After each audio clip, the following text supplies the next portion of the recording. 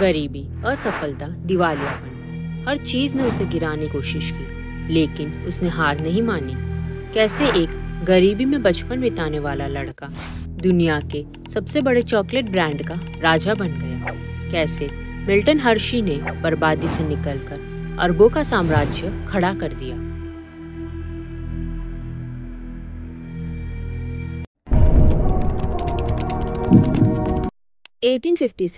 Pennsylvania के एक छोटे से गांव डेरी टाउनशिप में मिल्टन हर्शी का जन्म हुआ। उनके पिता हेनरी हर्शी एक भी बिजनेस को सफल नहीं बना पाए।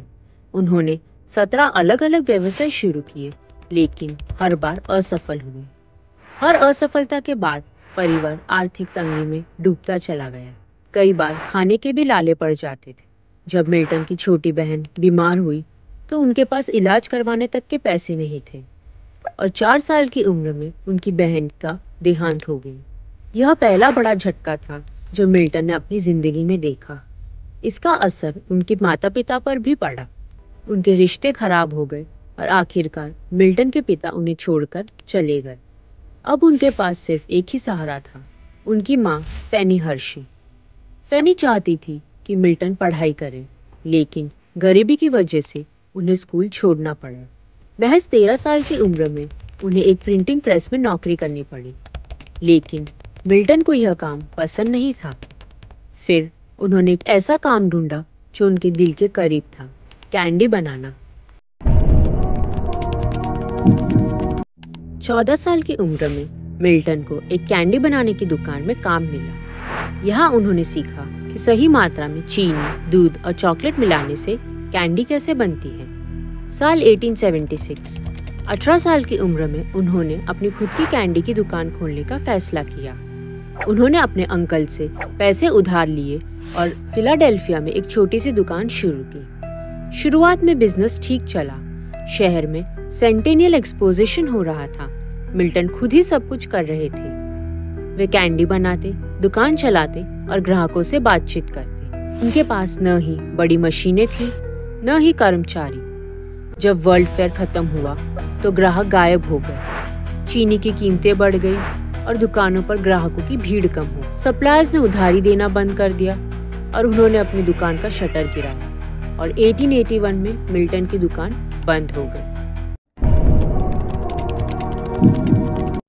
फिर मिल्टन न्यूयॉर्क गए और वहां एक प्रसिद्ध कैंडी कंपनी व्हीलर्स में काम करना शुरू किया।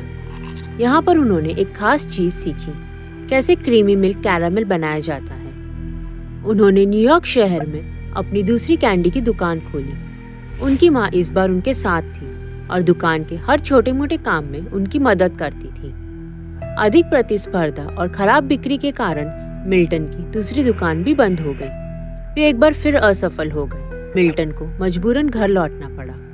वह वापस लैंकेस्टर पेनिसिल्वेनिया लौटे। लैंकेस्टर एकदम परफेक्ट जगह थी। यहाँ अच्छे डेयरी फार्म थे, यानी ताज़ा दूध आसानी से मिलता था। इस बार उन्होंने छोटे स्तर से शुरुआत की। पहले घर पर कैंडी बनाई और फिर लैंकेस्टर की गलियों में एक ठेले के जरिए बेचना शुरू किया। लेकिन हाथ से कैंडी बनाना और खुद ही बेचना कोई बड़ा काम नहीं बन सकता था। 1886 में उनकी आंटी मैटी ने मदद की। वह खुद उन्हें पैसे नहीं दे सकती थी, तो उन्होंने बैंक से $700 के लोन के लिए गारंटी देने का फैसला किया और अपनी खुद की संपत्ति को गिरवी रख दिया। बैंक को उन पर भरोसा नहीं था, इसलिए उन्होंने शर्त रखी कि लोन 90 डेज के अंदर भरना होगा। उनके पास बिजनेस चलाने के लिए सिर्फ 90 दिन थे। अगर लोन नहीं चुका पाते तो उनकी चाची मैटी अपना घर खो देती।